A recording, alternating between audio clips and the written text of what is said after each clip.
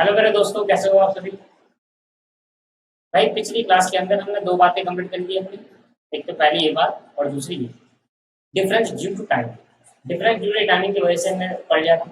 और transaction recorded by bank, अब ये हमें पढ़ना है। हमारे पास टोटल कितनी है? एक, दो, तीन, चार, पाँच, छः, सात। तो 7 ट्रांजेक्शन में और एक ये तो एरर ओमिशन है, भूल गए तो रिकॉर्ड कर लेंगे, तो नॉर्मल एंट्री है।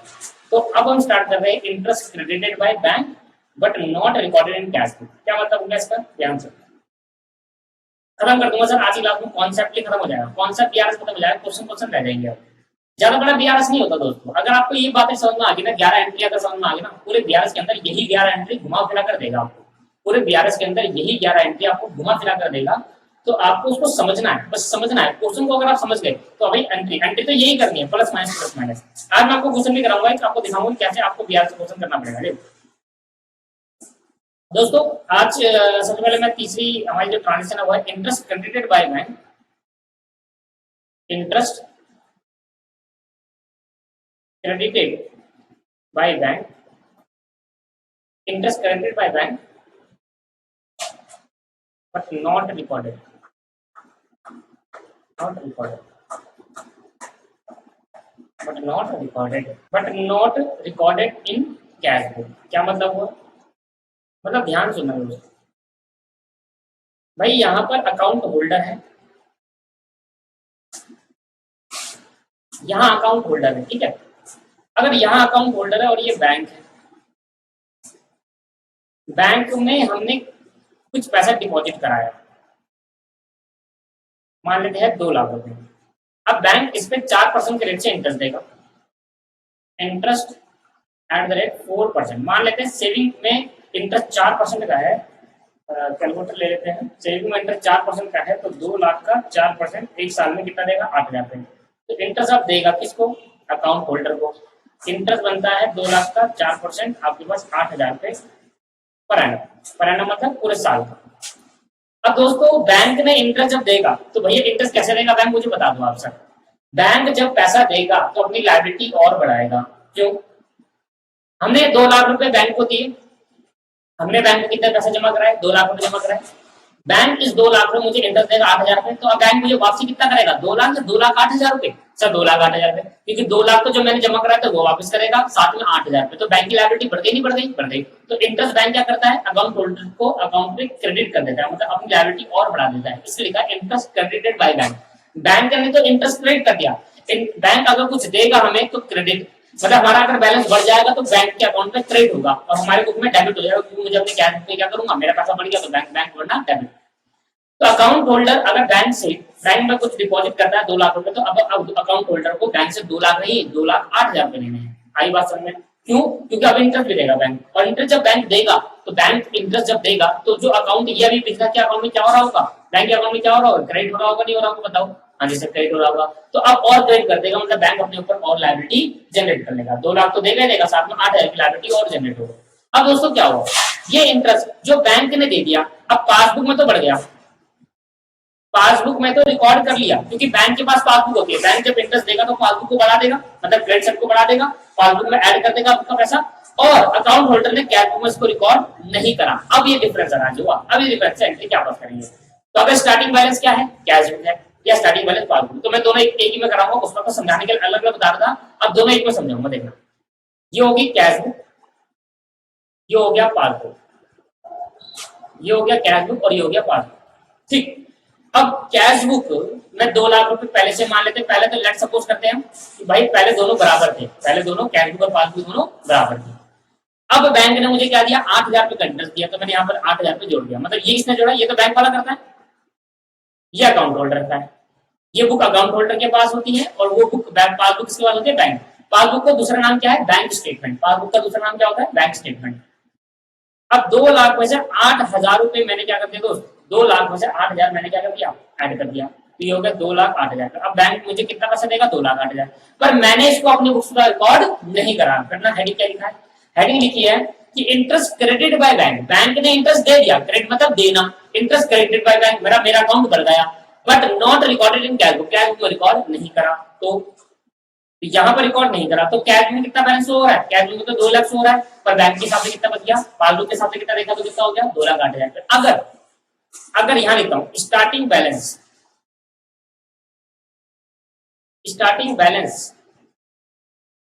अगर कैश बुक है तो यहां से यहां जाऊंगा, है ना। कैश बुक में स्टार्टिंग बैलेंस तो छेड़खानी कहां पर होगी, सिर्फ कैश बुक में, तो कैश बुक का अमाउंट पासबुक की तरह मैच कराऊंगा। मतलब कैश बुक जितनी भी है मेरी 2 लाख, अब 2 लाख को मैं पासबुक की तरह पहुंचाऊंगा, तो मेरे को यहाँ क्या कर देना चाहिए, अगर कैश बुक में स्टार्टिंग बैलेंस है तो मुझे यहाँ पर कितना करना चाहिए, 8,000 पे ऐड करना चाहिए, तो ये ट्रांजेक्शन 8,000 पे ऐड हो जाएगा। और अगर पासबुक मेरा स्टार्टिंग बैलेंस है तो अब मैं कैश बुक को नहीं चेंज करूंगा, अब मैं पासबुक में छेड़खानी करूंगा, अब मैं पासबुक को उठाकर यहाँ लेकर आऊंगा। तो अब मुझे पासबुक को यहाँ लेकर आना, तो 2,08,000 को 2 लाख बनाने के लिए क्या करना पड़ेगा, मुझे यहाँ पर माइनस करना पड़ेगा। देखो मैंने पिछली बार बताया था, अगर एक ट्रांजेक्शन अगर कैश बुक में ऐड हो रही है तो पासबुक माइनस होगी, उल्टा इफेक्ट होता है। कैश बुक अगर स्टार्टिंग बैलेंस है तो आपको क्या करना पड़ेगा, आपको यहाँ से यहाँ पहुंचने के लिए 8,000 पे ऐड करना पड़ेगा, ठीक है, क्योंकि 2 लाख को 8,000 2 लाख 8 बनाना पड़ेगा। अगर आपका पासबुक स्टार्टिंग बैलेंस है तो 2,08,000 को 2 लाख में कन्वर्ट करने के लिए 8,000 माइनस करना पड़ेगा। तो ये आपके पास ट्रांजेक्शन हो गई, ये सारी ट्रांजेक्शन इकट्ठा रिकॉर्ड करेंगे, ठीक है। अभी बस सीखते जाओ। अगली ट्रांजेक्शन क्या होती है, अगली ट्रांजेक्शन समझ में आया ना आपको, एक ट्रांजेक्शन बड़ा सिंपल तरीके से मैं करा रहा हूँ यार, बहुत सिंपल तरीके से। अब अगली ट्रांजेक्शन है bank charges, interest charges, bank charges, interest charges by bank not recorded in cash. अब ये इंटरेस्ट चार्जेस है, इंटरेस्ट दिया नहीं, बैंक ने इंटरेस्ट काट लिया। मान लो आप कोई लोन लेके गए, बैंक से आपने कोई लोन ले लिया, या बैंक चार्जेस, बैंक चार्ज क्या, ऐसे SMS charges, net banking charge, debit card charges, है ना, ये सब चार्जेस। तो आपके पास अब क्या हुआ, बैंक ने मान लेते अकाउंट होल्डर है, ये अकाउंट होल्डर हो गया, और यहां पर हो गया बैंक। अब मान लेते हैं मैं बैंक में मेरे पहले से डिपॉजिट पड़ा है 2 लाख रुपए, पहले से मेरा कितना पैसे पड़ा है, 2 लाख रुपए पड़ा है, 2 लाख रुपए मेरे पहले से पैसे पड़ा है। अब मैं बैंक से मैंने ले लिया लोन, मैंने क्या ले लिया, बैंक से लोन ले लिया मान लेते हैं, या बैंक ने कुछ चार्जेस काटे, चाहे इंटरेस्ट काट लिया चाहे चार्ज। इंटरेस्ट कब काटा जाता है, लोन ले जाते हैं जब बैंक से उधार ले लेते हैं, ओवरड्राफ्ट की केस के अंदर। ओवरड्राफ्ट की केस के अंदर बैंक लेगा आपसे, बैंक आपको फैसिलिटी दे रहा है ना, लोन फैसिलिटी, बैंक आपसे इंटरेस्ट ले लेगा उस टाइम पे। तो ओवरड्राफ्ट कर लिया मान लेते हैं, ओवरड्राफ्ट सिखा था मैंने ओवरड्राफ्ट का मतलब मैंने 50,000 रुपए का बैंक से उधार पे ले लिया ओवरड्राफ्ट। मतलब ओवरड्राफ्ट ना लिखकर, ओवरड्राफ्ट तो तब होता है जब पैसा ना पड़ा हो, ओवरड्राफ्ट ना लेकर मैं यहाँ लिखता हूँ लोन। तो बैंक ने मुझसे क्या ले लिया, अब इसमें बैंक ने मुझसे क्या काट दिया भाई, बैंक ने मुझसे इंटरेस्ट चार्ज कर लिया, इंटरेस्ट चार्ज कर लिया, बैंक ने मुझसे क्या चार्ज कर लिया, इंटरेस्ट चार्ज कर लिया। अब बैंक ने जब इंटरेस्ट चार्ज करा, चार्ज मतलब डिडक्ट करना, चार्ज मतलब डिडक्ट करना, तो बैंक क्या करेगा, अच्छा बैंक का ये कौन सा बैलेंस दिख रहा होगा, क्रेडिट साइड में दिख रहा होगा, बैंक के मेरा बैलेंस बैंक की साइड में क्रेडिट साइड में देखा, क्योंकि बैंक की लायबिलिटी है। अगर बैंक को अगर इंटरेस्ट लेना होगा, मान लेते हैं इंटरेस्ट लेना है 5,000 रुपए, बैंक को 5,000 का इंटरेस्ट काटना है, तो बैंक क्या करेगा, इंटरेस्ट यहाँ से काट देगा 5,000 रुपए। तो अब 5,000 रुपए क्रेडिट साइड को कम करने के लिए क्या करना पड़ेगा, बैंक को डेबिट करना पड़ेगा। बैंक ने क्या कर दिया, डेबिटेड। तो अगर कहीं पर लिखा है चार्ज या कहीं पर लिखा है डेबिटेड, तो बात एक ही है, मतलब काट दिया गया है बैंक द्वारा पैसा काट दिया गया है। बैंक चार्जेस मतलब डेबिट कर देंगे बैंक के charges. Interest charges, interest charges charge by the bank, अगर कहीं लिखा है चार्जेस नहीं चार्ज, कहीं पर लिखा है चार्ज, उस चार्ज का मतलब क्या होगा दोस्त, उस चार्ज का मतलब है डेबिटेड, मतलब बैंक ने पैसा काट दिया। चार्ज मतलब क्या होता है, पैसा को काटना, डिडक्ट करना, चार्ज।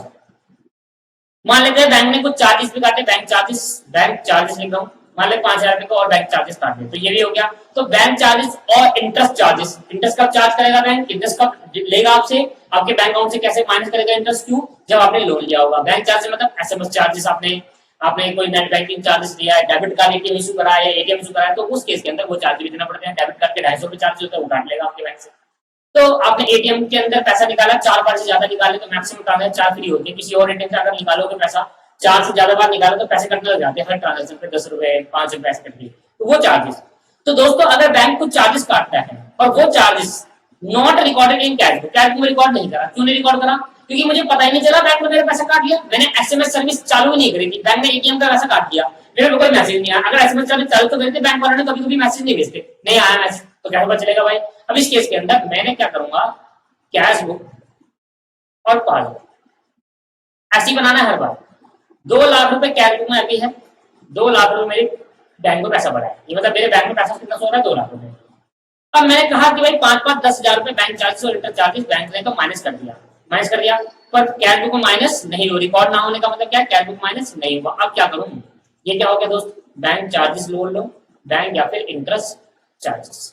चार्जेस मतलब चार्ज जो उनका है, जो वो आपसे डिडक्ट लेंगे तो बैंक चार्जेस। अब क्या हुआ दोस्तों, नॉट रिकॉर्डेड, यहाँ पर क्या हुआ, रिकॉर्ड ही नहीं हुआ। अब मैं क्या करूं, पहले interest and bank charges by bank, bank ने इंटरेस्ट और बैंक चार्जेस ले लिए, काट लिए, और जैसे उन्होंने डिडक्ट करे पर हमने उसको रिकॉर्ड नहीं करा, मतलब कैश बुक में वो रिकॉर्ड नहीं हुआ। अब अगर स्टार्टिंग बैलेंस कैश बुक हुआ, अगर स्टार्टिंग बैलेंस क्या हो, स्टार्टिंग बैलेंस अगर कैश बुक है तो मुझे कैश बुक से कहां ले जाना पड़ेगा, पासबुक के पास। अगर कैश बुक से पासबुक के पास ले जाना पड़ेगा तो मुझे यहाँ पर क्या करना पड़ेगा, माइनस करना पड़ेगा। मुझे यहाँ पर क्या करना पड़ेगा मेरे भाई, माइनस करना पड़ेगा 10,000। आई बात समझ में नहीं आई। अगर मुझे स्टार्टिंग बैलेंस मेरा कैश बुक है तो कैश बुक से अगर पासबुक की तरफ जाना होगा तो मुझे 2 लाख को 190 बनाना है। अगर 2 लाख को 190 बनाना है तो मुझे 10,000 यहाँ पर क्या करना पड़ेगा, माइनस करना पड़ेगा। और अगर मेरे को स्टार्टिंग बैलेंस मेरी पासबुक है, अगर मेरे को क्वेश्चन के अंदर स्टार्टिंग बैलेंस पासबुक दे रखी है तो मुझे अब यहाँ से यहाँ आना पड़ेगा, और मुझे इस 1,90,000 के अंदर 2 बार आने के लिए मुझे यहाँ पर क्या करना पड़ेगा, प्लस करना पड़ेगा 10,000 रुपए। आई बात समझ में नहीं आई, देख लो फिर दोबारा आप देखो डिफरेंस आ रहा है, यहाँ माइनस यहाँ। एक दो सिचुएशन ऐसी रहती है जहाँ पर दोनों प्लस प्लस हो जाते हैं, और कब रहेगी, पर एक सिंगल सिचुएशन है, वो तब बाद में बताऊंगा उसके लिए। अभी समझ में आया आपको, नॉर्मल था, समझ में आ गया, क्लियर है। चलो इसके बाद अगले ट्रांजेक्शन क्या करेंगे, अब तो अच्छा लग रहा होगा आपको, सिंपल ही लग रहा होगा। अगले ट्रांजेक्शन देखते हैं, अगले ट्रांजेक्शन में इंटरेस्ट एंड डिविडेंड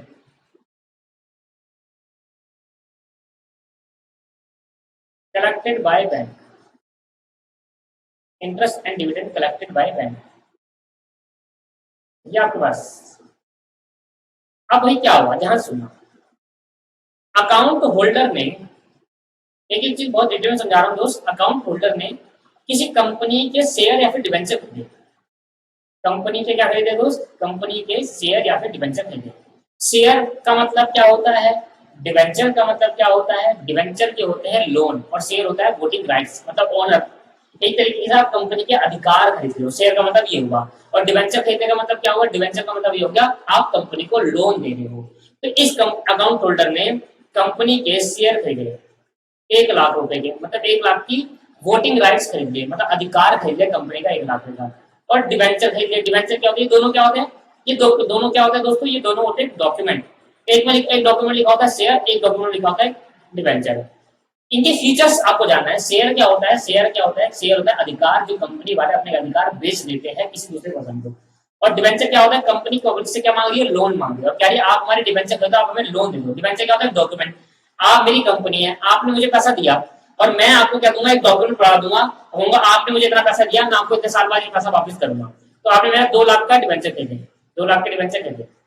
अब दोस्तों अगर एक पर्सन किसी कंपनी के अंदर कुछ पैसा इन्वेस्ट कर रहा है, क्या कर रहा है, पैसा इन्वेस्ट कर रहा है, तो इन्वेस्टमेंट में क्या मिलेगी उसको, पीछे का इंटरेस्ट या फिर रिटर्न मिलेगा। रिटर्न बोलते हैं, क्या बोलते हैं इसको, रिटर्न। इन्वेस्टमेंट में क्या मिलेगा उसको, रिटर्न मिलेगा, जो कि कंपनी उसको देगी। और return in form of interest हो सकता है या इन फॉर्म ऑफ डिविडेंड हो सकता है। दोस्तों ध्यान सुनिएगा, अकाउंट होल्डर ने कंपनी के 1,00,000 के शेयर खरीदे और 2,00,000 के डिवेंचर खरीदे। डिवेंचर होता है एक तरीके का लोन, और शेयर होता है एक तरीके का वोटिंग राइट्स, अधिकार, कंपनी के अधिकार बेच दे, तो वो खरीद लेते हैं। तो कंपनी क्या देगी बदले में, रिटर्न देगी। रिटर्न मतलब क्या होता है, इंटरेस्ट। अगर आप शेयर खरीदा है, अगर आपने कंपनी का शेयर खरीदा है तो आपको मिलेगा जो इनकम मिलेगी, जो आपने पैसा लगाया। सोचो ना, आप सोचो, अगर आप 1,00,000 रुपए बैंक में जाकर एफडी करा देते तो आपको 7% के रेट से इंटरेस्ट मिलता, तो आपने क्या मिला, इंटरेस्ट मिलता, ब्याज कमाते उसके अंदर।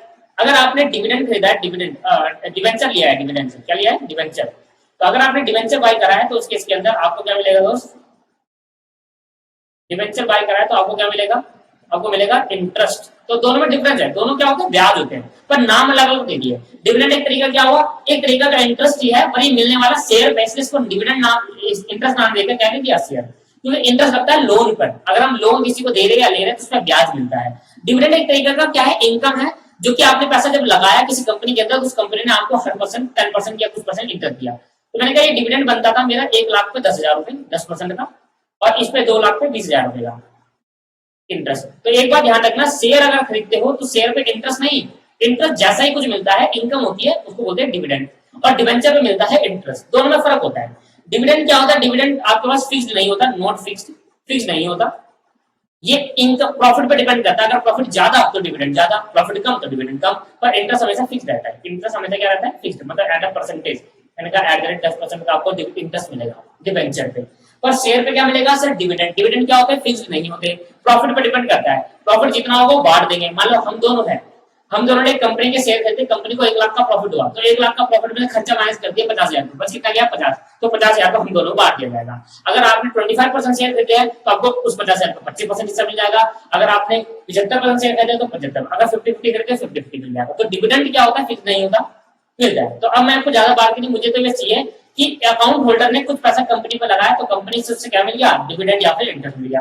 अब कंपनी ने क्या करा? अकाउंट होल्डर के बैंक में जमा करा दिया, डायरेक्ट जाकर। बस ये तो समझाना चाहता हूँ। अकाउंट होल्डर के को पैसा नहीं दिया, interest deposit, interest and dividend, deposit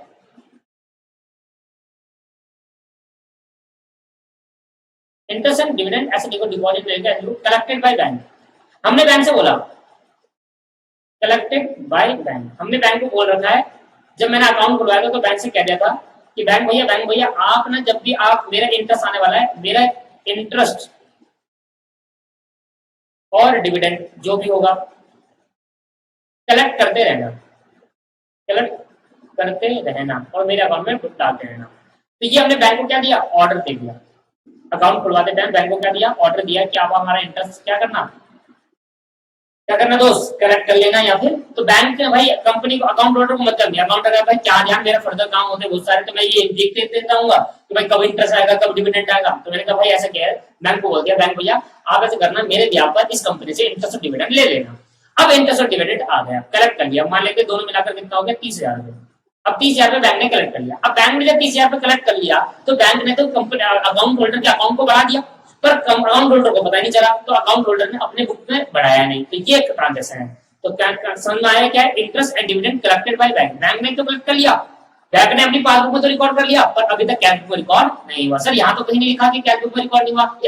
ये ना अंडरस्टूड है कि अगर बैंक कलेक्ट कर लेगा, सुनो सही, अगर बैंक कलेक्ट कर लेगा और बैंक कलेक्ट कर लेगा, उसको पासबुक में रिकॉर्ड करेगा, तो करेगा क्योंकि बैंक अपना काम पूरा करता है। अब अकाउंट होल्डर भी अगर कर लेता तो डिफरेंस कैसा आता? फिर ब्याज बनाने का काम ही होगा। अगर दोनों ही बंदे रिकॉर्ड कर लेते, अब मेरी बात समझा ध्यान से, अगर तो बैंक भी रिकॉर्ड कर लेता ये ट्रांजेक्शन और अकाउंट होल्डर भी ट्रांजेक्शन रिकॉर्ड कर लेता, तो डिफरेंस कभी अराइज होता? नहीं होता। तो डिफरेंस कब अराइज होगा? जब बैंक रिकॉर्ड कर लेगा और अकाउंट होल्डर रिकॉर्ड नहीं करेगा। तो इस केस के अंदर क्या रहेगा? इस केस के अंदर आप कैश बुक बनाओ और पासबुक बनाओ। ये अंडरस्टूड है दोस्तों, समझ में आता है कि अगर अब दोनों ही जने अगर रिकॉर्ड कर लेंगे तो फिर डिफरेंस अराइज ही नहीं होगा। हमें तो चाहते हैं कि डिफरेंस अराइज हो, तब जाकर तो ठीक कर पाएंगे। इसलिए मैंने कहा, यहाँ पर देखो मैंने लिखा 2 लाख रुपए और यहाँ पर भी लिख दिया मैंने कितना? 2 लाख रुपए। अभी 2 लाख में सबसे पहले तो बैंक ने क्या करा? 30,000 रुपए का इंटरेस्ट और डिविडेंड ले लिया। तो अब बैंक मेरे अकाउंट में, मेरे हिसाब से, मेरे अकाउंट में मेरे हिसाब से तो 2 लाख दिख रहे हैं। मुझे पता नहीं था कब बैंक ने इंटरेस्ट कलेक्ट करा या कब बैंक ने डिविडेंड कलेक्ट करा किसी कंपनी से, पर मेरे कंपनी तो, बैंक ने तो कलेक्ट कर लिया और बैंक ने मेरा पैसा बढ़ा दिया। तो अगर इंटरेस्ट कलेक्टेड बाय बैंक है तो इसका मतलब यह है कि बैंक ने तो रिकॉर्ड कर दिया, मतलब बैंक ने मेरा पैसा बढ़ा दिया, क्योंकि कलेक्ट करा तो मेरा पैसा बढ़ा दिया और मैंने बढ़ाया नहीं। तो अगर मैंने बढ़ाया नहीं तो मेरे 2 लाख रुपए थे, तो अभी मेरा 2 लाख रहा होगा और बैंक ने 30,000 रुपए का इंटरेस्ट कलेक्ट कर लिया। तो भैया इस केस के अंदर क्या होगा? इस केस के अंदर ये हो गया इंटरेस्ट या फिर डिविडेंड। इस केस के अंदर मेरा पैसा बैंक के हिसाब से तो बढ़ गया। अब मैं एक दिन बैंक गया और बैंक से मैंने अपनी पासबुक में जो कॉपी पासबुक में एंट्री कराई और एंट्री करा के देखा, अरे मैंने कहा यार ये तो 2-3 हो गया भाई, क्या गलती होगी? तो बाद में पता चला, अरे यार मैंने तो इंटरेस्ट रिकॉर्ड नहीं कराई, तो इंटरेस्ट आया मेरे कंपनी से, मैंने कहा तो रिकॉर्ड ही नहीं करा, मैं खुश। तो मैंने कहा अगर स्टार्टिंग बैलेंस मेरा कैश बुक है, अगर स्टार्टिंग बैलेंस मेरा क्या है? कैश बुक, तो मैं छिड़ाखानी कहां पर करूंगा? तो मैं अपनी कैश वाले बैलेंस को पासबुक वाले बैलेंस से मैच कराने की सोचूंगा। अगर स्टार्टिंग बैलेंस मेरा कैश बुक है तो मैं इस वाले बैलेंस को इस वाले बैलेंस की तरफ ले जाऊंगा और इस वाले बैलेंस की तरफ ले आने के लिए 2 लाख को 2-30 बनाने के लिए मुझे यहाँ पर क्या ऐड करना पड़ेगा? 30,000 रुपए ऐड करना पड़ेगा। तो ये ट्रांजेक्शन इस केस के अंदर 30,000 रुपए ऐड होगा। आपको याद नहीं करना, मैं आपको समझा रहा हूँ। जब मैं आपको सारे क्वेश्चन कराऊंगा ना तो आप कहोगे इससे सिंपल चैप्टर कहीं नहीं है। जिस तरीके से मैं आपको बता रहा हूँ उस तरीके से ही करना है। अगर आपके पास पासबुक गिवन है, अगर आपके पास पासबुक गिवन है तो उस केस के अंदर आपको याद क्या पासबुक का बैलेंस लगानी होगी और उसको यहाँ पर लाना पड़ेगा, उसको यहाँ पर लाना पड़ेगा। तो अगर मैं 2-30 है तो 2,30,000 को क्या करना पड़ेगा मुझे यहाँ पर माइनस करना पड़ेगा 30,000 को, 2,30,000 को वहां पहुंचने के लिए 30,000 क्या करना पड़ेगा माइनस। तो मैंने कहा देखो एक चीज यहाँ पर ऐड करते और एक चीज यहाँ पर माइनस करते। आई बात समझ में? क्लियर है नहीं? चलो तो ये क्लियर हो गया आपको, ये समझ में आ गया कॉन्सेप्ट जो मैं आपको समझा रहा हूँ, ये चीज ये है असली कॉन्सेप्ट, ये समझ में आ गया तो सब समझ में आ गया, समझ में आगे बढ़ते हैं। खत्म करेंगे आज पूरी ट्रांजेक्शन, फिर क्वेश्चन करेंगे भरकर, फिर ओवरड्राफ्ट में आएंगे, फिर ओवरड्राफ्ट क्वेश्चन करेंगे फिर काम। ठीक, लो भाई अगला ट्रांजेक्शन है direct payment by bank. Direct payment by bank, अगर आपको ये चीज पता है तो बैंक को अगर हम ऑर्डर दे दें तो बैंक हमारे व्यापार पर हमारी पेमेंट डायरेक्ट कर सकता है। क्या मतलब, मैंने कहा देखो बैंक से मैं गया, बैंक के पास गया और बैंक वाले से कहा बैंक वाले भैया ऐसा करो, मैं अकाउंट होल्डर हूँ। कॉन्सेप्ट ये है दोस्त, जो डायरेक्ट पेमेंट बाय बैंक किस तरीके से हो सकता है डायरेक्ट पेमेंट। मैं बैंक के पास गया और बैंक से बोला बैंक भैया ऐसा करना, अकाउंट होल्डर ने बैंक भैया बोला बैंक भैया मेरा एलआईसी का प्रीमियम जाता है। एलआईसी का प्रीमियम मतलब मैंने एलआईसी ले रखी है, लाइफ इंश्योरेंस कॉर्पोरेशन पे एलआईसी ले रखी है, जिंदगी के साथ भी जिंदगी के बाद भी। मतलब जिंदगी चल रही है तो एलआईसी आपको सपोर्ट करती रहेगी, जिंदगी अगर आपकी जिंदगी खत्म है तो आप दूसरे जन को सपोर्ट करेगी, पर करेगी जिंदगी के साथ भी जिंदगी के बाद भी। ठीक है सर, तो मैंने एलआईसी ले ली। अब मैंने एलआईसी ले ली, मैंने ले रखी वैसे एलआईसी, ठीक है, कभी क्या पता भरोसा ना हो टपक जाए, ठीक है, तो एलआईसी ले ली। तो अकाउंट होल्डर मैं हूँ बैंक का और मैं एलआईसी ले रखी है बैंक की। अब मान लेते हैं पूरे एक साल के अंदर 1 ईयर का जो प्रीमियम हर साल कुछ पैसा भरना पड़ेगा एलआईसी वालों को, वो पैसा डिपॉजिट होता है। एक एलआईसी ऐसी चीज होती है दोस्तों, एक ऐसा इंश्योरेंस है एलआईसी, लाइफ इंश्योरेंस जो ऐसा इंश्योरेंस है जिसमें अगर आपका आपको कुछ नहीं हुआ तब भी आपके सारे पैसे रिफंड हो जाएंगे। ये बहुत खतरनाक इंश्योरेंस है। आप मेडिकल इंश्योरेंस करा लो, आप गाड़ी का इंश्योरेंस करा लो, bike insurance, travelling, two wheeler insurance, कोई भी इंश्योरेंस करा लो, किसी इंश्योरेंस में एक्सपायर होने के बाद पैसा नहीं मिलता, सिर्फ एलआईसी में मिलता है, लाइफ इंश्योरेंस मिलता है। क्योंकि बात सिर्फ लाइफ की है दोस्त, मैंने अपना लाइफ इंश्योरेंस कराया, मैंने अपने एलआईसी कराया, हर महीने में कुछ हर साल में कुछ भरता रहूंगा, ईयरली भी होता है, हाफ ईयरली भी होता है, क्वार्टरली भी होता है। तो ईयरली मैंने माना था 6,000 भरे, मैंने कहा ईयरली मैंने 6,000 भरे और मेरी ड्यू डेट आती है 1 जनवरी को, मुझे भरना होता है। तो ईयरली मेरे प्रीमियम जो है 6,000 रुपया आता है, करीब 20-25 साल की होती है, लॉन्ग टर्म होती है। 25 साल बाद अगर आपको 25 साल तक कुछ नहीं हुआ तो आपको जो सारा पैसा जो आपने हर साल भरा था 6,000 और 25 साल तक, वो आपको सारा वापस मिल जाएगा विद इंटरेस्ट। और बताओ सर, और अगर आपको हो गया तो करोड़ों में मिलेंगे आपको, जितने हिसाब से आपका, जिस हिसाब से आपका प्रीमियम ज्यादा होगा उस हिसाब से आपकी एलआईसी पॉलिसी भी ज्यादा होगी। डिपेंड करता है कि आपकी मनी का 50 लाख की पॉलिसी है या 10 लाख की है, जितनी की भी है। तो दोस्तों मान लेते हैं कि भैया अकाउंट होल्डर ने एलआईसी कराई 6,000 रुपए की, और अकाउंट होल्डर एकदम बैंक के पास गया, बैंक वाले बैंक भैया आप ऐसा करना, ये एलआईसी मेरे अकाउंट से ऑटोमेटिकली काट कर एलआईसी वालों को जमा करा देना, मेरे पे इतना टाइम नहीं, मेरा काफी काम रहता है। तो इसने ऑर्डर दिया बैंक को, ऑर्डर टू बैंक। क्या ऑर्डर दिया कि भैया मेरा जो पैसा है एलआईसी प्रीमियम हर साल भर देगा मेरे अकाउंट से, मेरे अकाउंट से एलआईसी प्रीमियम हर साल भर देना मेरे अकाउंट से। आपने देखा होगा कभी कभी बाइक लेते हैं तो फाइनेंस कराते हैं बाइक का, बाइक मतलब आपके पास इंस्टॉलमेंट में ले लेते हैं, तो इंस्टॉलमेंट बैंक वाले क्या करते हैं, आपने अपना बैंक अकाउंट दिया होता है, तो बैंक अकाउंट दिया होता है तो उससे पैसा ऑटोमेटिकली कटता है, तो बैंक आपका पेमेंट करता है। तो that is the meaning of directly payment by the bank. आपने इलेक्ट्रिसिटी बिल भरना है अपना, तो आपने अभी अपने फोन पे पेटीएम वगैरह चला होगा तो आपसे पूछता है कि आपका इलेक्ट्रिसिटी बिल हम भरते हैं, आपके अकाउंट में पैसा होना चाहिए उस टाइम पे। तो बैंक को आपने ऑर्डर दे दिया, वहां पर एक रिक्वेस्ट पूछता है बैंक कि हर महीने हम आपके इलेक्ट्रिसिटी भर देंगे, आर यू एग्री, आपने एग्री कर दिया तो आपके अकाउंट से ऑटोमेटिकली पैसा कटेगा, इलेक्ट्रिसिटी बिल जाएगा जितना कभी होगा। ठीक है, बट अगर आपके अकाउंट में उस टाइम पैसे नहीं हुए, तो इलेक्ट्रिसिटी बिल आया और पैसे नहीं हुए, तो आपको फिर आपको चार्ज पे करने पड़ेंगे इसके, क्योंकि फिर पैसे नहीं है, आपने कहा कि भाई भर देना, पैसे भी तो होने चाहिए ना। ठीक है, तो ये होता है डायरेक्ट पेमेंट बाय बैंक। हम बैंक को ऑर्डर देते हैं, भैया कुछ भी हो सकता है, किसी भी चीज के लिए ऑर्डर करते हैं। एग्जाम्पल लिया एलआईसी का, किसी भी चीज के लिए ऑर्डर करिए, इलेक्ट्रिसिटी बिल, पानी का बिल भरना है, या आपके पास फाइनेंस करा है, आपने फोन को इंस्टॉलमेंट में ले रखा है तो उसका बिल भरना है, तो आपने अपना मोबाइल बिल भरना है, तो कुछ भी तरीके से आप ऑटोमेटिकली बिल भर सकते हैं। तो ये बैंक क्या कर लिया, बैंक में डायरेक्टली पेमेंट कर दिया एलआईसी वाले को, तो बैंक में तो डायरेक्टली पेमेंट कर दी भाई, direct payment to LIC, direct payment to LIC. और जैसे एलआईसी वाले को पेमेंट करी तो उसने क्या कर दिया, डेबिट कर दिया उसका अकाउंट, डेबिट कर दिया, डेबिट अकाउंट, अकाउंट को क्या कर दिया दोस्त, डेबिट कर दिया। डेबिट करने का मतलब क्या, पैसा काट लिया। क्रेडिट करने का मतलब क्या, बैंक का पैसा बढ़ाया। अब बैंक ने जब डेबिट कर दिया तो अकाउंट होल्डर को पता नहीं चला इस ट्रांजेक्शन के बारे में, not record, not recorded in cash book. भाई इसको पता चलेगा तभी तो रिकॉर्ड करेगा कि पैसा कट चुका है, इसको पता नहीं चला। अब इस केस के अंदर क्या हुआ, बैंक ने तो अपनी ट्रांजेक्शन कर दी, बैंक ने तो पैसा डिडक्ट कर लिया पर इसको पता नहीं चला। अब बताओ क्या एंट्री होनी चाहिए, आपने कहा सर कैश बुक और पासबुक। इस बार मैं लेता हूँ मेरे बैंक में 50,000 रुपए हैं, लेट्स सपोज, मैंने एग्जांपल ले लिया, हमेशा एग्जांपल लेता हूँ, लेट्स सपोज।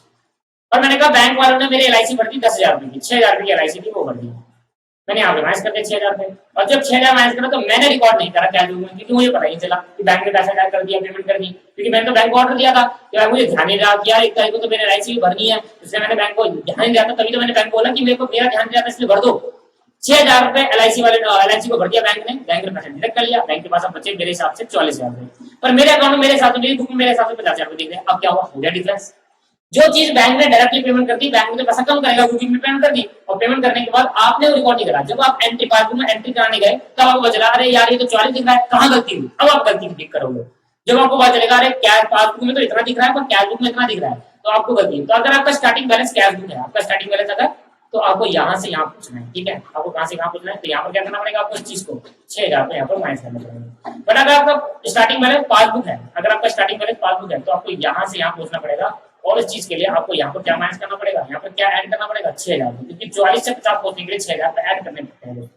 आई बात समझ में आया। तो ये था डायरेक्ट पेमेंट, अगर बैंक डायरेक्टली पेमेंट कर देते तो बैंक से पैसा कट जाएगा, पर क्या वो रिकॉर्ड नहीं करा, अंडरस्टूड है दोस्तों, क्योंकि अगर दोनों रिकॉर्ड कर लेते तो डिफरेंस नहीं आता, तो अंडरस्टूड है कि बैंक रिकॉर्ड कर लेगा, क्योंकि बैंक जो भी पेमेंट करेगा बैंक रिकॉर्ड करेगा, बैंक जो भी रिसीव करेगा बैंक रिसीव कर लेगा।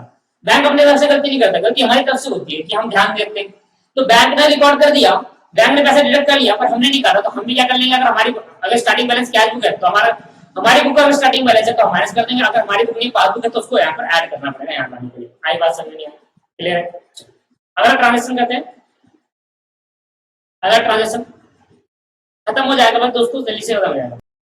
यहाँ पर है directly deposit by bank,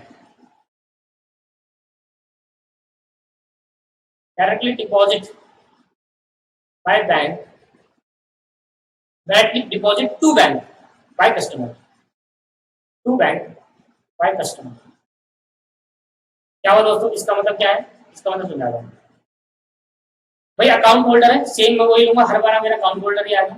account holder को मैंने बता दिया था मैंने पहली क्लास के अंदर, अकाउंट होल्डर ने बैंक में अकाउंट खुलवा रखा है भाई। अब एक कस्टमर है, इसने इसको माल बेचा, एक कस्टमर है, कस्टमर है, इसने इसको माल बेचा, इसने इसको सेल करा, और सेल इन क्रेडिट, उधार में माल बेचा, मान लेते बेचा 50,000 का। अब कस्टमर है 3 दिन बाद डायरेक्टली बैंक में जाकर डिपॉजिट करा दिया इसका अमाउंट, उसको नहीं दिया, उसको बिना बताए उसके बैंक में ट्रांसफर कर दिया, बैंक ट्रांसफर कर दिया दोस्तों, उसके बैंक बढ़ गया 50,000 रुपए के ट्रांसफर कर दिया 3 दिन बाद, आफ्टर 3 दिन बाद उसने बैंक वाले ने क्या कर दिया, बैंक में ट्रांसफर कर दिया, और कस्टमर ने क्या करा, डायरेक्टली डिपॉजिट कर दिया बैंक के अंदर, उस अकाउंट होल्डर को नहीं बताया, इसलिए मार दिया। अब इस केस के अंदर क्या होगा, अब इसके अंदर बैंक वाले ने क्या कर दिया, वो क्रेडिट कर दिया होगा, क्रेडिट कर दिया होगा, पर यहाँ पर इस बंदे ने कैश बुक में रिकॉर्ड नहीं करा, कैश बुक में रिकॉर्ड नहीं करा। अगर कोई कस्टमर बैंक में डायरेक्ट जाकर मेरा पैसा डिपॉजिट कर देता है तो मेरा पैसा तो बैंक में बढ़ जाएगा, पर मेरे को पता नहीं था, कस्टमर ने मुझे बताया नहीं कि मैंने पैसा डिपॉजिट कर दिया। 3-4 दिन बाद 5 दिन बाद मुझे पता चला मेरे अकाउंट में तो पैसा डिपॉजिट हुआ, क्या हुआ, अपने कस्टमर से पूछा, हाँ कस्टमर भाई पैसे दिए, हाँ डाल दिए तुम्हारे बैंक में, तो पता नहीं था क्या, तो मैसेज नहीं आया, कह रहा भाई मेरे मैसेज नहीं आया, तो मैंने कहा अकाउंट होल्डर को बाद में पता चला कि अरे यार पैसा कर लिया, तो मैं तो रिकॉर्ड नहीं करा। अब यहाँ पर डिफरेंस राइज हो गया। अगर कोई भी कस्टमर किसी बैंक में जाकर डायरेक्टली डिपॉजिट कर देता है तो बैंक वाला क्या करेगा, बैंक वाला पैसा बढ़ा देगा। मैंने कहा यहाँ पर देखो 1 लाख रुपए दे, 1 लाख रुपए दे मेरा क्रेडिट बैलेंस, मेरा बैलेंस पहले से कितना है 1 लाख रुपए। अब 50,000 रुपए बैंक ने जैसे डिपॉजिट कराया वैसे मेरा पैसा बढ़ गया, और जैसे मेरा पैसा बढ़ गया अब मेरा बैंक के हिसाब से मेरा पैसा दिख रहा है 1.5 लाख, पर मुझे लग रहा है मेरे बैंक में सिर्फ 1 लाख रुपए, क्योंकि अभी मेरे को लग रहा है कस्टमर ने पैसे नहीं दिए पर कस्टमर डिपॉजिट कर चुका था। अब इस केस के अंदर डिफरेंस राइज हो गया, मैं एंट्री करा के लाया, पता चला रही तो 1.5 लाख हो गया। फिर मेरे कस्टमर से पूछा, मैंने कहा भाई तूने ट्रांसफर करे थे क्या पैसे, यार हाँ मैंने ट्रांसफर करे थे। मेरा अब यार ये तो क्या, अब ठीक करने के लिए क्या करें, तो ठीक करने के लिए पहले देखो कि आपका स्टार्टिंग बैलेंस कौन सा है, कैश बुक। तो अगर स्टार्टिंग बैलेंस आपको कैश बुक है तो यहाँ से यहाँ पहुंचने के लिए क्या करना पड़ेगा, आपको यहाँ पर 50,000 रुपए ऐड करना पड़ेगा। अगर आपका स्टार्टिंग बैलेंस पासबुक है तो 6 खाने से पासबुक है, मतलब आपको बैलेंस शीट ये गिवन है, तो अगर 1.5 लाख गिवन है तो यहाँ से वहां पहुंचना पड़ेगा, क्योंकि जिस चीज आपको गिवन है प्लस माइनस उसी में कर सकते हैं हम। यहाँ से आप पहुंचने के लिए आपको क्या करना पड़ेगा, 50,000 रुपए माइनस करना पड़ेगा। आई बात समझ में नहीं आई, चला। और अगर ये बात समझ में आ गई तो अब वो 2 ट्रांजेक्शन जो मैं आपको बताने वाला हूँ मैं मान कर चलूंगा कि आपने बिल ऑफ एक्सचेंज चैप्टर पढ़ा है। बिल ऑफ एक्सचेंज पहले चैप्टर पढ़ना है आपको, मैं आपको पहली क्लास में बता देता कि इस चैप्टर को स्टार्ट करने से पहले आपको बिल ऑफ एक्सचेंज चैप्टर पढ़ना है, ठीक है। तो बिल ऑफ एक्सचेंज चैप्टर जिस तरीके से मैंने आपको सीरीज दे रखी है चैप्टरों की, उसी सीरीज में आपको अगर आपने देखा है तो आपने बिल ऑफ एक्सचेंज चैप्टर पहले पढ़ लिया है, फिर ज्यादा इसमें आएगा, ठीक है भाई। चलो ठीक है दोस्तों, मैं मानकर चलूंगा कि आपने बिल ऑफ एक्सचेंज चैप्टर पढ़ा हुआ है और आपको बिल ऑफ एक्सचेंज चैप्टर के बारे में नॉलेज है। तो अगली ट्रांजेक्शन है dishonour of a bill discounting with bank, इसलिए मैं यहां नहीं समझाऊंगा। Dishonour of a bill discounting with bank, discounting with bank, ठीक है। तो कृपया करके आप इस चैप्टर से पहले ये chapter bill of exchange chapter पढ़कर आए, क्योंकि बिल ऑफ एक्सचेंज चैप्टर का हर जगह यूज है, तो बिल ऑफ एक्सचेंज चैप्टर को पहले ही पढ़ना चाहिए, ठीक है। चलो, dishonour of a bill discounting with bank, dishonour of bill, dishonour मतलब क्या हो गया पता है आपको, बिल डिस्काउंट कराया था बैंक को, ये भी पता आपको कि बैंक से बिल डिस्काउंट होता है। तो भाई अब अकाउंट होल्डर ने क्या करा, अकाउंट होल्डर के पास एक बीआर पड़ा था, अकाउंट होल्डर के पास क्या पड़ा था, एक बीआर पड़ा था, और वो बीआर बैंक के पास गया बीआर और बैंक से बोला बैंक भैया आप ये बिल डिस्काउंट कर लो, बिल डिस्काउंट कर लो, ये बिल का जो अमाउंट है ये है 40,000 रुपये। बैंक ने कहा ठीक है बिल डिस्काउंट कर देंगे, पर आपको जो पैसा मिलेगा वो 35,000 रुपये मिलेगा, 5,000 रुपये हमारे बैंक चार्जेस काट लिए, ठीक। अब अकाउंट होल्डर ने क्या करा, बिल डिस्काउंट करा लिया बैंक से, बिल बैंक से डिस्काउंट करा लिया, और जैसे बिल बैंक से डिस्काउंट करा होता है तो बैंक वाले ने क्या किया इसको, बैंक वाले ने इसको 35,000 रुपये पकड़ा दिया। 35,000 कैसे पकड़ाएगा बैंक इसको, पैसा डिपॉजिट कर दिया, पैसा डिपॉजिट कर देगा। अब देखो यहाँ पर डिपॉजिट कर देगा पैसा 35,000 रुपये, क्योंकि इसके बैंक में मान लेते पहले से जो पहला पैसा था वो 1,00,000 रुपए था। अब इसने बिल डिस्काउंट कराया तो बिल डिस्काउंट से बिफोर बिल डिस्काउंट इसने 35,000 रुपये और बढ़ गया, तो अब इसके अकाउंट में कितने पैसे बैंक ने कर दिया, 1,35,000 रुपये। अब बैंक इसको कितना देगा, 1,35,000 रुपये, ठीक है। कुछ टाइम बाद जब बिल रिटायर होने वाला था, जब बिल की ड्यू डेट आई, ऑन ड्यू डेट पर बिल डिसऑनर्ड हो गया भाई, ड्यू डेट पे क्या हो गया, बिल डिसऑनर्ड हो गया।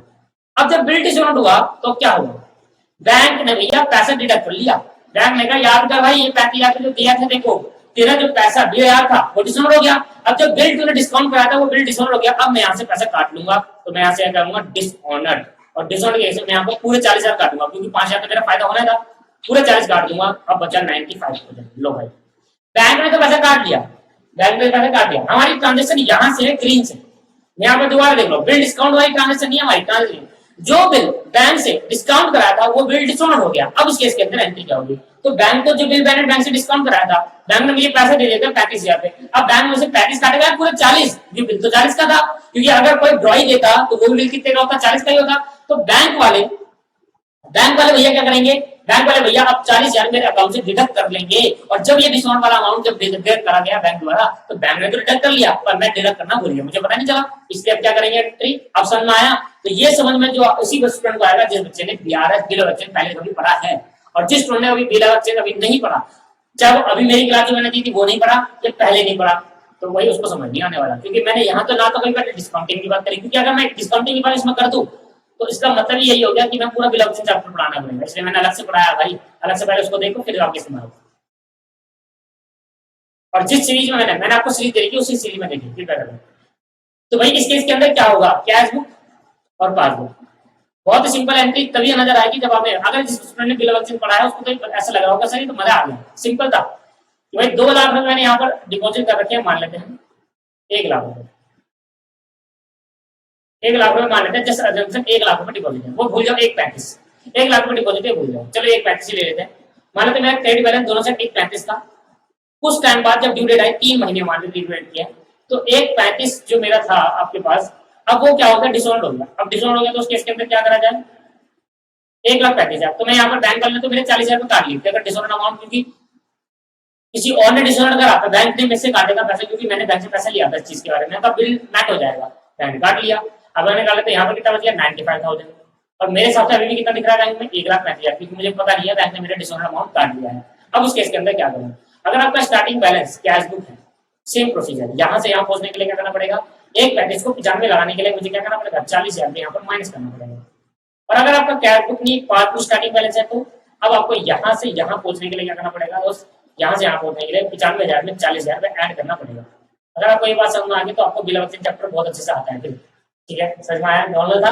सिंपल, बिल ऑफ सेविंग पड़ा उसके लिए बहुत नॉर्मल था। आगे और ये लास्ट ट्रांजेक्शन आगे भाई, बिल कलेक्टेड बाय बैंक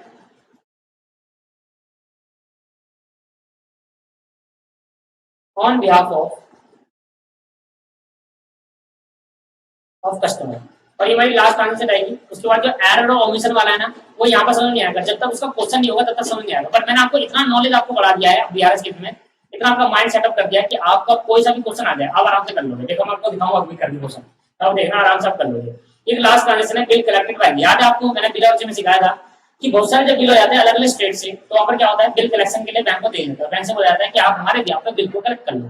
अब बैंक वाले हमारे बिहाफ पे बिल कलेक्ट करने गए, तो मेरा अकाउंट होल्डर, मैंने बहुत सारे बिहार थे, मैंने बिल बिहार दे दिए किसको, बैंक को फॉर कलेक्शन, तो मैंने बिल सेंड कर दिया, बिल सेंड कर दिया फॉर कलेक्शन, याद आ रहा है कलेक्शन समझा था, बिल सेंड फॉर कलेक्शन।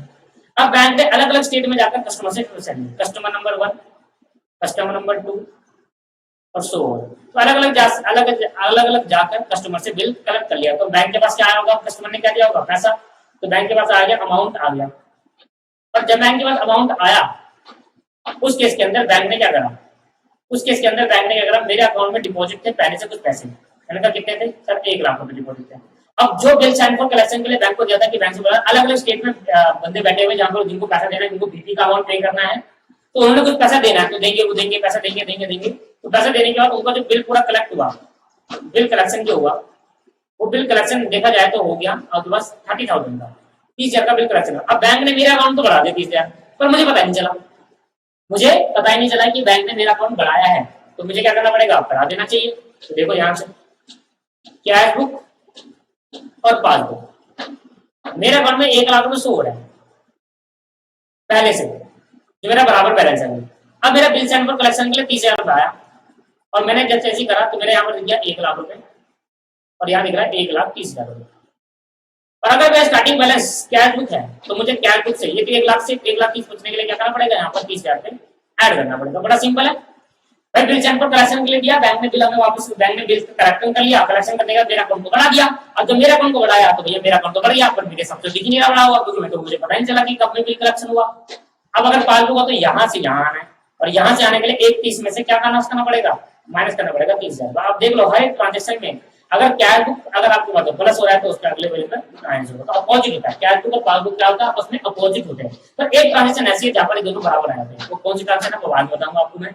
यहाँ पर मैंने आपको सारी चीजें करा दी सर, जो भी मैंने आपको स्टार्ट करा है, जितने करा मैंने आपको 7 ट्रांजेक्शन कराए, मैंने आज की क्लास में कितने ट्रांजेक्शन कराए, 7। अभी अभी यहाँ से स्टार्टिंग करा था, याद है मैंने आपको, interest credit by bank not recorded in cash book. अगर आप ऊपर देखो ये 7 ट्रांजेक्शन जो मैंने आपको कराई, अभी सिखाई है मैंने आपको, उस ट्रांजेक्शन में आपने देखा कि हर एक चीज में बैंक तो रिकॉर्ड करता है पर कैश बुक में रिकॉर्ड नहीं होता। हर एक ट्रांजेक्शन में यही था कि बैंक ने रिकॉर्ड करा पर कैश बुक में रिकॉर्ड नहीं हुआ। तो आप पर एक ही सिंगल ट्रांजेक्शन थी, यहाँ पर मैंने सिखा भी दिया आपको, देखो चार्ट कहाँ बनाया था मैंने,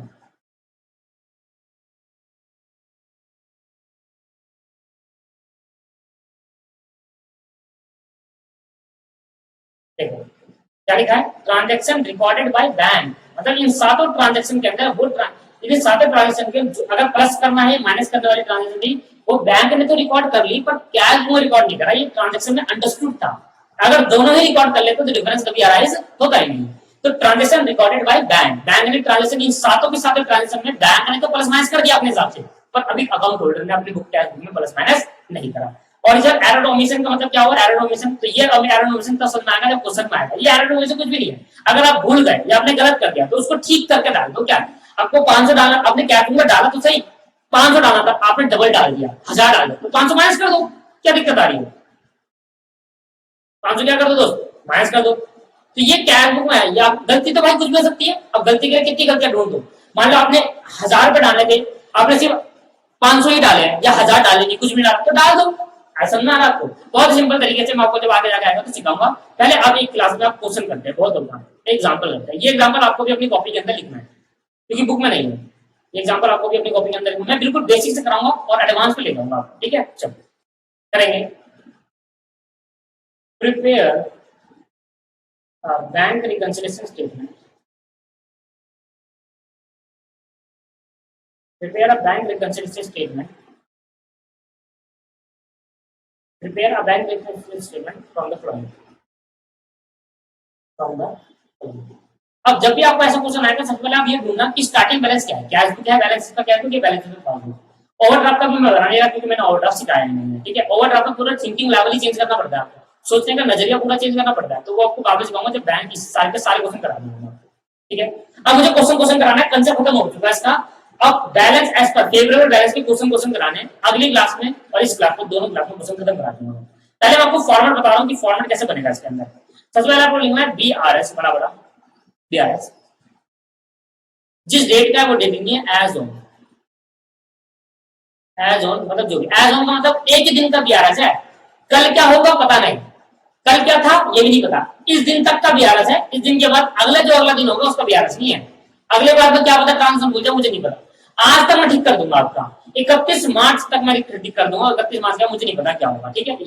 ये अभी फॉर्मेट दिखाऊंगा, पहले क्वेश्चन तो लिखूं। क्वेश्चन डायरेक्ट ट्रांजेक्शन है, डायरेक्ट ट्रांजेक्शन देखो, देखो debit balance as per passbook, debit balance as per cash book, as per cash book, debit balance as per cash book. Debit balance का मतलब क्या है? डेबिट बैलेंस का मतलब है हमारा पैसा, हम अपने पॉइंट ऑफ व्यू से सोचेंगे, हमारे लिए डेबिट क्या होता है, हमारा बैंक में पैसा है, हमारे लिए डेबिट क्या होगा दोस्त, हमारे लिए बैंक में पैसा है। और अगर बैंक के लिए डेबिट होगा, यही क्या लिखा है कैश बुक, तो कैश बुक का डेबिट बैलेंस का मतलब क्या हुआ कि हमारा पैसा है। पासबुक के क्रेडिट बैलेंस का मतलब क्या हुआ, हमारा पैसा है। दोनों का मतलब यही है। अगर आपको ये समझ नहीं आया तो आपको समझ नहीं आया, मैं दोबारा समझाने की कोशिश करता हूँ भाई, दोबारा समझाने की कोशिश करता हूँ। डेबिट बैलेंस अगर हमारा कैश बुक है, कैश बुक में डेबिट साइड पे ये डेबिट बैलेंस हुआ, क्रेडिट साइड पे क्रेडिट बैलेंस हुआ, और पासबुक है, पासबुक स्टेटमेंट, ये डेबिट है और क्रेडिट है।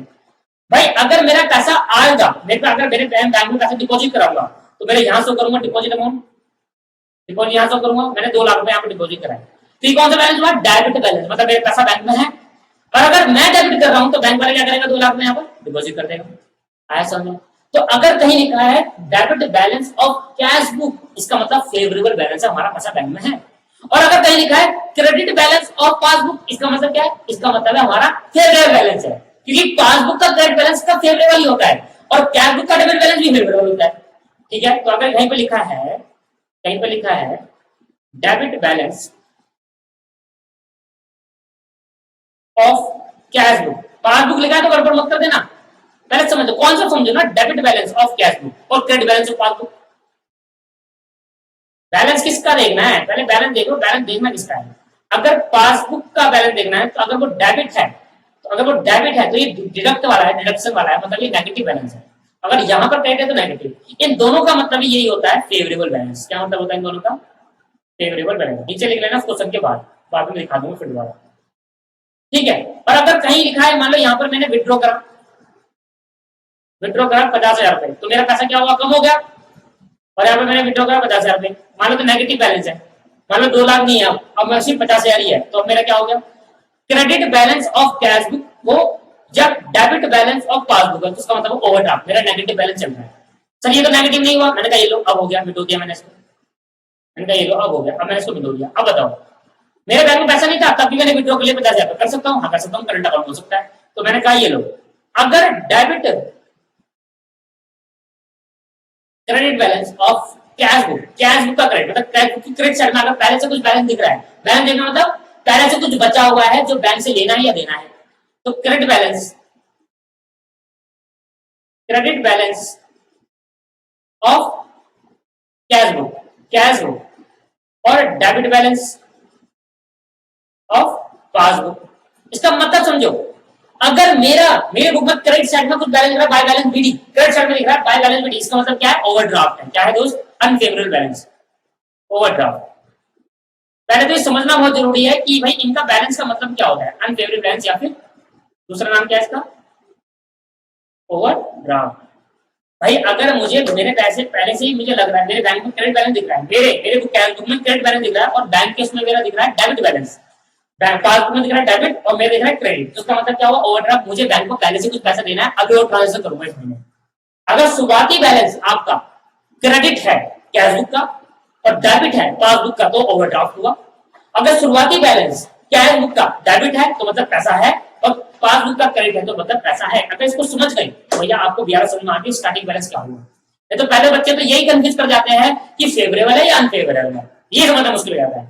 अभी तो दोस्तों मैं आपको कह के बता रहा हूँ कि मैं आपको फेवरेबल कर रहा हूँ, बट पेपर के अंदर आप मुझे बताओ, पेपर के अंदर कुछ भी आ सकता है, चारों केस में से कुछ भी आ सकता है। ओवरड्राफ्ट आ सकता है पासबुक का, ओवरड्राफ्ट आ सकता है कैश बुक का, फेवरेबल बैलेंस आ पासबुक का, फेवरेबल बैलेंस कैश बुक का। तो मैंने समझा दिया कि अगर आपकी कैश बुक का डेबिट बैलेंस है तो मतलब फेवरेबल है, और पासबुक का क्रेडिट बैलेंस, अगर मेरा डेबिट तो बैंक का क्रेडिट, तो दोनों केस के अंदर फेवरेबल है। अगर मेरा क्रेडिट तो मतलब नेगेटिव बैलेंस चल रहा है तो पासबुक का डेबिट, क्योंकि मेरा क्रेडिट अगर पासबुक का डेबिट तो ये क्या होगा, आउट ओवरड्राफ्ट होगा। ये समझ में आ गया।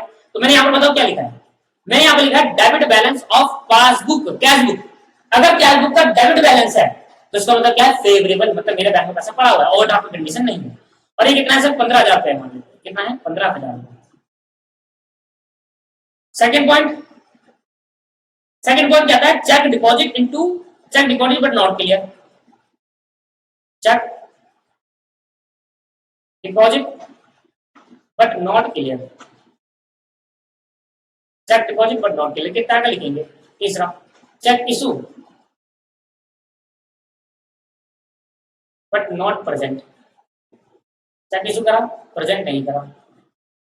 और चौथा, बैंक इंटरेस्ट, चौथा क्या है, bank interest, bank interest allowed ले देता हूँ, तो कंफ्यूज हो गया भाई बैंक इंटरेस्ट में है क्या। अगर वर्ड साइलेंट है, अगर कैसे बैंक इंटरेस्ट, तो आप समझ लेना ये दिया गया है। अगर वर्ड लिखा है बैंक चार्जेस तो ये काटा गया है, या इंटरेस्ट चार्जेस, बट जब चार्जेस आएगा तभी मानोगे ये कटा हुआ है, काट रहे हैं बैंक, अदरवाइज दिया है। इंटरेस्ट लिखा है सिर्फ तो दिया है, इंटरेस्ट चार्जेस लिखा है तो मतलब काटा गया है। और यह अमाउंट जो आएगा 1,000 रुपए, आपके पास 1,500 रुपए, और आपके पास आ गया 200 रुपए, ये काट दिया। अब मैं इसका आंसर बता देता हूँ। यहाँ पर जिसका आंसर आ रहा है, मुझे क्या दे रखा है, कैश बुक का बैलेंस दे रखा है, बैलेंस पर कैश बुक है, तो मुझे कहां पर पूछना है दोस्त, बैलेंस एज पर पासबुक में पूछना है। मतलब कैश बुक को कहां ले आना है, पासबुक की तरफ ले आना है। तो मुझे balance as per passbook, balance as per passbook जो दे रखा है वो दे रखा है 15,700 रुपए, मतलब इतना टोटल आपको ये आंसर है। ये आपको क्वेश्चन के अंदर आंसर गिवन नहीं होगा, आंसर आना चाहिए आपका। ठीक है, चलिए स्टार्टिंग बैलेंस क्या होगा, सबसे पहले लिखना बैंक रिकंसिलिएशन स्टेटमेंट, एक ही बार फॉर्मेट बनाऊंगा, उसके बाद नहीं बनाऊंगा। बैंक रिकंसिलिएशन स्टेटमेंट, और आपको पेपर में यही फॉर्मेट बनाकर आना है, चाहे कोई सा ही फॉर्मेट आपने सीखा हो कभी भी। दो तरीके के फॉर्मेट होते हैं, होता है प्लस, एक होता है माइनस। वो सबसे कंफ्यूजन फॉर्मेट है, आपने अगर उससे सीखा तो भूल जाओ, अब जितना भी भूल सीखा है। जो मैं सिखा रहा हूं आपको वो वाला सीखिए, बैंक रिकंसिलिएशन स्टेटमेंट, जो भी डेट होगी वो डेट लिख देना, एज ऑन, किस डेट पे बना रहे हैं वो डेट लिख देना। और दोस्तों सिर्फ दो चीज करनी है आपको, बस कुछ नहीं, सीधा प्लस माइनस करना है।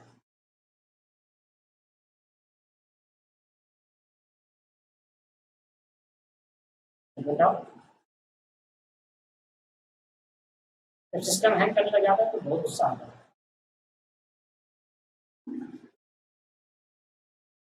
ज्यादा बड़ा अकाउंट नहीं बनाना आपको, यहाँ पर एक लाइन खींचनी है, यहाँ पर एक लाइन खींचनी है, डेट होती नहीं है इसके अंदर। ये फॉर्मेट स्टेटमेंट है ना, तो अगर स्टेटमेंट है तो लेदर एल से टी शेप अकाउंट नहीं बनती।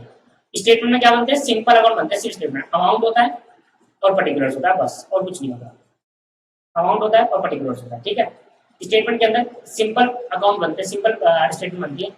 BRS बैंक रिकंसिलिएशन स्टेटमेंट है, अकाउंट नहीं। तो उसका मतलब अकाउंट नहीं है तो फॉर्मेट नहीं है, टी शेप नहीं बनेगा। अकाउंट जो होते हैं उसमें टी शेप अकाउंट बनते हैं, डेबिट साइड क्रेडिट साइड। यहाँ पर डेबिट क्रेडिट होता है, अमाउंट होता है। सबसे पहले आपने लिखने का तरीका है debit balance as per cash book, सबसे पहले कंडीशन, सबसे पहले वो लिखना है debit balance as per cash book. तो मतलब समझा के कौन सी चीज में आपके पास पता चलेगा आपके पास क्रेडिट बैलेंस है। डेबिट बैलेंस पर कैश बुक का मतलब क्या हुआ कि हमारे पास फेवरेट बैलेंस है, मतलब हमारा 15,000 रुपए है, और मुझे इसको लेकर आना है कहां पर, मुझे इसको लेकर आना है debit balance as per passbook, मतलब मुझे पासबुक के बराबर लेके आना है।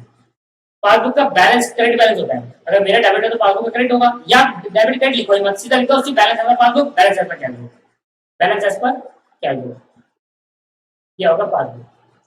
अरे पासबुक का तो क्रेडिट बैलेंस हुआ ना, अगर मेरा डेबिट है तो बैंक वालों के लिए क्या है, क्रेडिट है। तो अगर आप डेबिट क्रेडिट नहीं लिखोगे तो चलेगा, balance as per cash book, balance as per passbook लिखो, बस सिंपल।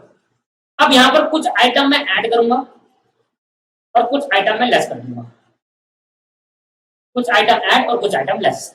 बस वो आइटम क्या ऐड होगी क्या होगी, बस एक बार ये मत करना कि add less add less add less मत करना, पहले जितने आइटम है पहले देख लो कि ऐड करना लेस करना है, फिर लिख लो तो ये आइटम ऐड और ये आइटम लेस। ठीक है, ध्यान देना। सबसे पहले मैंने क्या करा, सबसे पहले क्वेश्चन है cheque deposit but not clear. आ जाओ, cheque deposit but not clear, छोटा सा बनाएंगे। 1000 रुपए का चेक डिपॉजिट करा, क्लियर नहीं हुआ, तो मैंने छोटा बना लिया, यहाँ पर बना लिया, यहाँ पर बना लिया, देखना कैश बुक पासबुक। ठीक है, यहाँ मैंने 1 लाख पड़ा, यहाँ 1 लाख रुपए, मैंने 1000 रुपए का चेक डिपॉजिट कराया पर क्लियर नहीं हुआ। जैसे मैंने डिपॉजिट कराया मैंने अपनी कैश बुक बढ़ा दी 1000 रुपए। अब वो समझो जब मैंने सिखाया था, बाबा याद मत करो ऐड लेस, बस लिख कर करो भाई 1 लाख दोनों से बराबर है। ठीक है, अब मैंने 1000 रुपए डिपॉजिट करा, सर 1 लाख थोड़ी ना, मैंने कहा लेट अजम्पशन, मैंने कहा पहले कह देता ये अजम्पशन बेस पे है, हमें बस ये देखना है प्लस होगा माइनस होगा, हमें अमाउंट वाउंट से कोई मतलब नहीं है, हमें प्लस होगा माइनस होगा ये देखना है चेक डिपॉजिट की ट्रांजेक्शन में। तो मैंने कहा मान लेते 10,000 रुपए, ज्यादा बड़ा हो जाएगा 1,10,000 रुपए।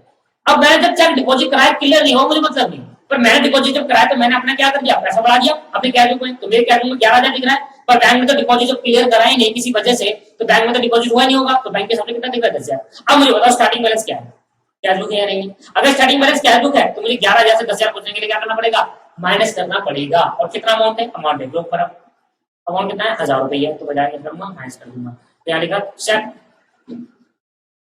Deposit but not clear, cheque deposit but not clear, यहाँ करना पड़ेगा माइनस।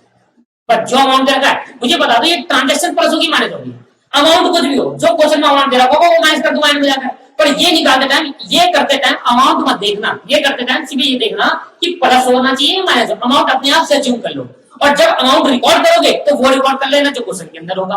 ठीक है, और एक और ट्रांजेक्शन है अभी, मैंने कहा फिर दोबारा मेरे 10,000 बराबर है मान लेते हैं। अब मुझे कैश बुक से पासबुक, मतलब हर ट्रांजेक्शन में कैश बुक से पासबुक में जाऊंगा, पासबुक से कैश बुक वाला पता चलेगा कैसे करना है। अगर मुझे क्वेश्चन के अंदर कैश बुक का बैलेंस गिवन है, जो कि मुझे गिवन था, तो मुझे कहां जाना पासबुक। अब मैं ऐड लेस किसमें करूंगा, कैश बुक को पासबुक में ले जाऊंगा हर ट्रांजेक्शन में। तो मैंने 1,500 रुपए का चेक इशू करा, मैंने चेक काट कर दिया किसी पर्सन को, आपको दिया मान लो, तो मैंने तो अपने पैसे कम कर दिए 1,500 रुपए, 1,500 में लिखता 2,000 लिख देता हूँ। अमाउंट से क्या मतलब है, मुझे पता ये देखना है प्लस होगा माइनस होगा, 2,000 रुपए कम कर दिया, मान लो मैंने 2,000 का चेक इशू करा था, 2,000 रुपए कम कर दिया। अब बैंक वालों ने पैसा काटा नहीं मेरे से, तो मुझे लगा भाई काट जाओगा, मैंने सोचा मेरे बैंक में 8,000 बच गए, पर बैंक में कितने बच गए 10,000 रुपए। क्यों, क्योंकि वो चेक प्रेजेंट के टाइम पेमेंट नहीं हुआ, पेमेंट के टाइम प्रेजेंट नहीं हुआ। मतलब क्या हुआ, मतलब ये हुआ कि मैंने आपको चेक दिया, आप गए नहीं बैंक से पैसा लेने, तो भाई बैंक वाले तो काटेगा नहीं, पर मैंने तो लगा कि भाई आप चले जाओगे, कौन छोड़ता भाई पैसा। तो मैंने 8,000 रुपए 10,000 में से 2,000 माइनस करके 8,000 रुपए आ गया, मेरे हिसाब से 8,000 बनता है, क्योंकि मुझे लगा आप पैसा ले गए, पर बैंक को देखा तो बैंक वाले ने कहा भाई पैसे लेके नहीं गए। तो अब मुझे यहाँ से यहाँ जाना है या वहां से आना है, क्या मुझे कैश बुक स्टार्टिंग बैलेंस है या पासबुक का, सर कैश बुक, मुझे पासबुक के पास पहुंचना है, तो मुझे कैश बुक को ले जाकर पासबुक के पास पहुंचाना है, तो मुझे यहाँ पर क्या करना पड़ेगा 2,000 रुपए ऐड, मतलब अब 2,000 रुपए ऐड, मतलब ये transaction cheque deposit but not clear, cheque issue but not present for payment, present for cheque issue कर दिया पर पेमेंट के लिए प्रेजेंट नहीं हुआ, यहाँ इस पर्टिकुलर में कभी भी अमाउंट नहीं आएगा। अब ये देख लो क्या होगा, ऐड होगा लेस होगा, आपने देखा सर ऐड होगा, क्या होगा ऐड, और जैसे ऐड होगा अब देख लो अमाउंट कितना था 1,500 रुपए, ऐड कर दो, ऐसा नहीं अमाउंट कुछ भी ले लो। रफ वर्क करते टाइम, रफ वर्क, ये रफ वर्क इसको पेपर मत करना, पेपर सिर्फ ये ट्रांजेक्शन रिकॉर्ड करना, ये वाली ये करना, बस ये फॉर्मूला बनाना, इनको रफ वर्क होता है, ये रफ में करना है आपको। ठीक है, रफ वर्क में कुछ भी अमाउंट ले लो भाई, ये देखना ये ट्रांजेक्शन ऐड होगी लेस होगी बस। इसके बाद बैंक इंटरेस्ट अलाउ करा, बैंक ने क्या करा इंटरेस्ट दिया, तो बताओ बैंक ने इंटरेस्ट जब दिया होगा तो मेरा बैंक अकाउंट को बढ़ा दिया होगा, और मेरी कैश बुक जो थी वो मेरे को कमाने ज्यादा कम होगी, तो मैं भी क्या करूंगा, मुझे कैश बुक से पासबुक की तरफ जाना, तो मैं भी क्या कर दूंगा ऐड कर दूंगा, सिंपल ये ट्रांजेक्शन देख लेंगे। मैंने कहा बैंक ने मुझे कितने का इंटरेस्ट दिया 500 रुपए का मान लेते हैं, बैंक ने मुझे कितने का इंटरेस्ट दिया 500 रुपए का। अब जब बैंक ने मुझे 500 का इंटरेस्ट दिया तो मेरे बैंक ने बढ़ा दिया होगा, क्योंकि बैंक हमेशा इंटरेस्ट बढ़ा देता है, तो बैंक मेरे हिसाब से पैसा कितना हो गया, बैंक के हिसाब से पैसा हो गया 10,500, मुझे पता ही चला तो मैंने रिकॉर्ड नहीं करा, तो बैंक मेरे हिसाब से पैसा कितना देगा 10,000। अब मेरी बात सुनो, बैंक ने मुझे इंटरेस्ट दिया तो मेरे अकाउंट को बढ़ा दिया, तो 10,000 की जगह 500 दे दिया, 10,500 हो गया। अब 10,000 रुपए क्या हो गया दोस्त, 10,000 रुपए क्या हो गया मेरे को पता नहीं चला, तो 10,000 रुपए में क्यों नहीं करा मैंने, 10 का 10 ही रह गया, वहां भी देखा रहे यार बैंक में तो 10,500 दिख रहा है, क्यों, क्योंकि मुझे क्या करना चाहिए 500 पे यहाँ पर बढ़ा देना चाहिए, 500 तो प्लस अमाउंट है, बस अमाउंट कितना था वैसे 200 रुपए, तो बैंक अगर इंटरेस्ट देगी तो क्या होगा, कैश बुक से पासबुक में पहुंचने के लिए ऐड करा जाएगा, तो ये देखा bank interest allowed, bank interest allowed. और जब बैंक इंटरेस्ट अलाउ कर देंगे 200 रुपए, उसके बाद आप टोटल करेंगे तो टोटल आंसर के बाद बराबर होना चाहिए, मैच करना चाहिए दोस्तों, आंसर से क्या करना चाहिए मैच करना चाहिए। देखो 15,000 प्लस 1,500 प्लस 200 और माइनस 1,000 रुपए, ये आ गया 15,700, आंसर देख लो आप।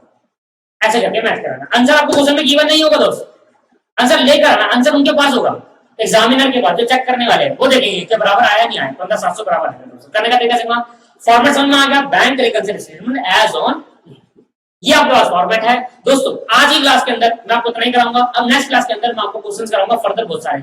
अब मैं पासबुक से भी, अब इसको क्वेश्चन को कैश बुक से पासबुक में करके दिखाऊंगा।